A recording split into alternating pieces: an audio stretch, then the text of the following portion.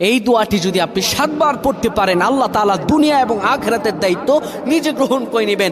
আপনার সকল পেরেশানি দূর হয়ে যাবে। বুকে হাত রেখে বলি, আল্লাহর কসম এই দোয়া আমি ছেড়ে দিই না। তোমরা এই দোয়াটা শোনার পরে সাথে সাথে শেয়ার করে দিবা। আমল না করেও সওয়াব পাবা, তোমার একটি শেয়ারে আমল না করেও সওয়াব পাবা।